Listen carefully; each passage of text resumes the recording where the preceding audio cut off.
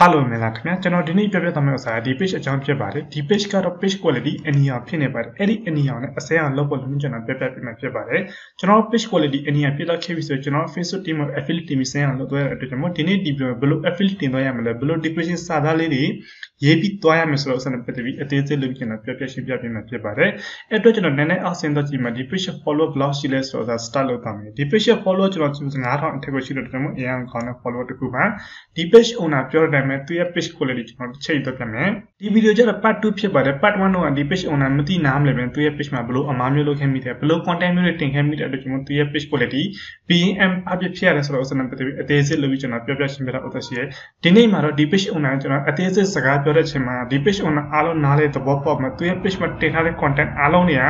ကကိုယ်ပိုင် content တွေပဲရှိပါတယ်တကယ်လို့အခြားနေရာအခြား page အခြား platform အခြား dynasty download ဆိုတဲ့ tab ပေါ်ဆိုရင်လည်းသူကိုယ်တိုင်တေချာလေး edit လုပ်ပြီးတင်ထားတဲ့အတွက်ကျွန်တော်သူရဲ့ page မှာဆိုအားလုံးဆိုရင်ကိုယ်ပိုင် create လုပ်ထားတဲ့ content ရှိရအားလုံး affiliate တင်ဖို့အဆင်သင့်ဖြစ်တဲ့အတွက်ကျွန်တော်ဒီနေ့ဒီ affiliate တင်ဖို့တင်ရကျွန်တော်ပြပြပေးမှာဖြစ်ပါတယ် affiliate မတင်ရင်အရင်ဆုံးသူရဲ့ page quality ကိုယူသွားပြမှာသူရဲ့ page quality မနည်းနည်းပါရှင်းပြမှာဒါရိုက်ကျွန်တော် affiliate တင်တာဘယ်လိုတင်သွားရမလဲဆိုတော့အစမ်းပတ်သက်ပြီးအသေးစိတ်လုပ်ပြီးကျွန်တော်ပြပြရှင်းပြပေးမှာဖြစ်ပါတယ်အဲ့တော့ကျွန်တော် page quality နှိပ်ပြီးသွားပြမယ်Okay ကျွန်တော်ဒီမှာကြည့်လို့ဆိုရင် page is at register bin unpublished ဆိုမှ page quality အနီးဖြစ်နေပါတယ်ဒီလိုမျိုး page quality အနီးဖြစ်တဲ့အကြောင်းရင်းကဒီ page owner မသိနားမလဲပဲနဲ့သူတို့ page အမားလေးလုပ်တဲ့ဥစ္စာရှိရဲသူတို့ page content တွေကိုသူတို့ကိုယ်တိုင် share လုပ်တဲ့ဥစ္စာရှိရဲကိုယ်ပိုင်တက်ပုံမဟုတ်ဘဲနဲ့အခြားနေရာတက်ပုံအခြား platform တက်ပုံအခြား WhatsApp တက်ပုံလေးတွေ download ဆွဲပြီးတင်တဲ့အကြောင်းသူတို့ page quality အနီးဖြစ်တဲ့အဲ့ဒီဥစ္စာနဲ့ပတ်သက်ပြီးလုံးဝလုပ်လို့မရပါဘူးဒီ page owner လေးအဲ့ဒီအတိုင်းလုပ်ထားဥစ္စာရှိရပါတော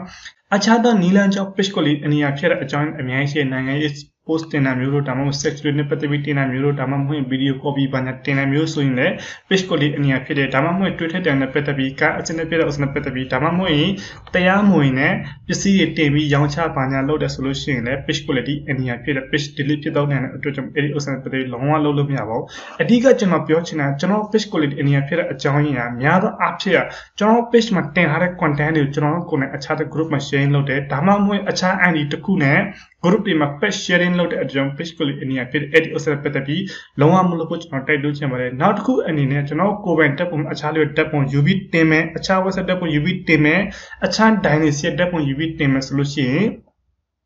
edit လုပ်ပြီးတင်ပါလို့ကျွန်တော်ပြောချင်တယ် edit လုပ်တဲ့ခါမှာအယောင်လေးနည်းနည်းပြောင်းမှာဘောင်းလေးကုတ်ပြီးမှအဲ့ဒီတက်ပုံမှာစာတန်းတစ်ကြောင်လောက်ထိုးပြီးတင်အောင်လို့ရှိရင် page quality အတွက် effect မဖြစ်စေပါဘူးအဲ့လိုမျိုးအတိုင်းတင်တိုင်းတော့ copy လုံးဝလုပ်ခဲ့ပါတယ် okay ဒီ step လောက်ကျွန်တော်ပြောပြပြီးဆိုရင်အားလုံးနားလည်သဘောပေါက်မှာပါ page quality ပါချအနည်းဖြစ်တဲ့ blo ကျွန်တော်ဖြစ်တဲ့ရှောင်းနဲ့ပတ်သက်ပြီးဘယ်လိုတွားရမလဲဆိုတော့စနစ်ပတ်သက်ကျွန်တော်ပြပြပေးအဲ့တော့ကျွန်တော် affiliate တင်ဖို့အတွက်ကျွန်တော် direct ရေးတော့ပြမယ်အဲ့တော့ကျွန်တော် affiliate တင်ဖို့အတွက် link တစ်ခုဖွင့်ထားရှိပါတယ်ဒီ page မှာအားလုံးဆိုလို့ရှိရင်ကိုယ်ပိုင် content ကိုယ်ပိုင်စာသားတွေပဲရှိရပါတစ်ခုမှ copy content မရှိတဲ့အတွက်ကျွန်တော် affiliate တင်ဖို့လုံးဝအဆင်သင့်ဖြစ်တော့ခဲ့ပြီတကယ်လို့ကျွန်တော် page မှာ copy content ဘာညာ channel copy စာသားဘာညာ channel ဒါမှမဟုတ် an original ဥစ္စာနဲ့ပတ်သက်တစ်ခု channel share နဲ့ပတ်သက်တစ်ခု channel ဆိုလို့ရှိရင်ကျွန်တော်ဘယ်လောက်ပဲ affiliate တင်န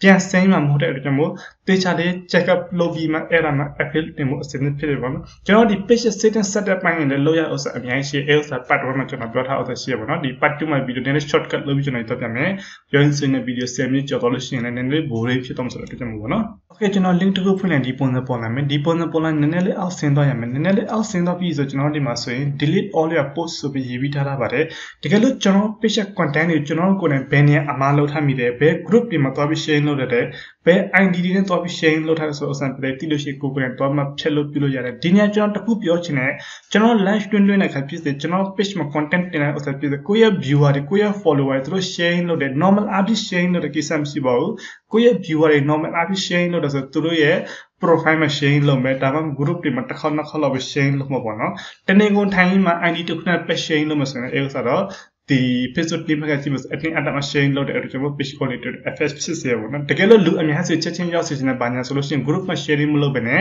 ကျွန်တော်ဒီ dollar အနည်းငယ်ပြီး boost လုပ်တော့ပြီးပိုမထီရမှုရှိရပါတော့ okay ဒီဥစ္စာလေးနားလည်ပြီးဆိုရင်ကျွန်တော်ဒီမှာဆို Facebook affiliate from ဆိုရှိဒါလေးကျွန်တော်တစ်ချက်နေတော့မှ affiliate တင်ဖို့ဒီနေ့ပဲကျွန်တော်ပြပြပေးမှာပေါ့နော် okay ကျွန်တော်ဒီပုံစံလေးပေါ်လာမယ်ဒီပုံစံလေးပေါ်လာလို့ရှိရင်ကျွန်တော်ဒီဥစ္စာပထမအကွက်လေးမှာကျွန်တော်တစ်ချက် select လုပ်မှ page ဆိုတော့ဥစ္စာယူပြီးတွားလိုက်ပါမယ် page ဆိုတော့မယ်ဒီလိုရှိရင်ကျွန်တော်ဒီမှာ decoration စာသားရေးပြီးတွားရပါမယ်ကျွန်တော် laptop နဲ့ hang ဖြစ်နေပါတော့ကျွန်တော်ဒီ PC ကဒီမီးမလာလို့အဲ့အတွက်ကျွန်တော်ဒီတစ်ခါတည်းပိတ်နေပါတော့အဲ့အတွက်ကျွန်တော်ဒီ laptop လုံးနေအလုံးနည်းနည်းလေး video turn off ဖြစ်တော့ခဲ့ရင်အားလုံး sorry ပါနော်တော့မီးလာတာပဲစောင့်မဆိုရင်အစင်ရမပြေတော့ဖြစ်တော့ခဲ့မယ် okay laptop ကတော့အရန်ကြာပြီနော်ဘန်ကောက်အလဲသွားတော့ဘန်ကောက်နဲ့ဝယ်လာတဲ့ laptop ဖြစ်ပါတယ် Okay ကျွန်တော်ဒီမှာထည့်လိုက်ပြီဆိုဒီတော့ကျွန်တော်ဆွဲဆက်ပြဖို့လည်းအခက်အခဲရှိရပါတော့ Okay ရတယ် Okay ကျွန်တော်ဒီမှာဆိုရင် patient နာမည် patient URL link အားလုံးထည့်ပြီးသွားခဲ့ပြီဆိုလို့ရှိရင်ကျွန်တော်တို့ဒီဥစ္စာကို send ဆိုတော့ဥစ္စာတွားပြီးပို့လိုက်ပါမယ်နည်းနည်း upload တက်မှာကျွန်တော်ဒီမှာ send ဆိုတော့ဥစ္စာနေလိုက်ပါမယ်ဒီလိုမျိုးပို့လိုက်ပြီဆိုလို့ရှိရင်နောက်တစ်နေ့ကျွန်တော်တွားပြီးလုပ်ဖို့လိုသေးတယ်ကျွန်တော်ဒီမှာဆိုရင် Facebook မှာ from submit successfully ဆိုပြတာခဲ့ပြီကျွန်တော်ဒီ page အရင်ကြည့်ရတာပေါ့နော် page ဘယ်လိုကြောင့်ဖြစ်တဲ့ issue လဲဆိုတရားစစ်ဆေးရတယ်ပြီး setting setup အားလုံးလုပ်ရတယ်ပြီးမှကျွန်တော် affiliate တင်ရတာပေါ့နော်ဒီပထမ process ပြီးပြီးဒုတိယ process အနေနဲ့ကျွန်တော် affiliate တင်နေပြန်တစ်ချက်ပြန်ပြပါမယ် Okay ကျွန်တော်ဒီနေရာလာမယ်ဒီနေရာလာပြီဆိုလို့ရှိရင်ကျွန်တော်ဒီအောက်နားမှာကျွန်တော် decoration စာသားကိုကျွန်တော်တစ်ချက်ပြန်ထည့်ရမယ်အဲ့ဒီ decoration စာသားကျွန်တော်ရေးထားပြီးသားရှိတယ်အားလုံးတစ်ခုချင်းပြမလို့ဗီဒီယိုအရင်ရှိတော့ဆိုတော့အတွက်ချက်မဟုတ်ဘူးเนาะဒီဥစ္စာပထမတစ်ခေါက်ကျွန်တော်ဒီဘက်မှာတင်လိုက်တဲ့ဥစ္စာဒီစာသားဖြစ်ပါတယ်ဒီစာသားကျွန်တော်နောက်တစ်ခေါက်ပြန်သွားတင်လို့မရပါဘူးကျွန်တော်ဒီဥစ္စာနောက်တစ်ခုပြန်သွားတင်ရမှာပေါ့เนาะ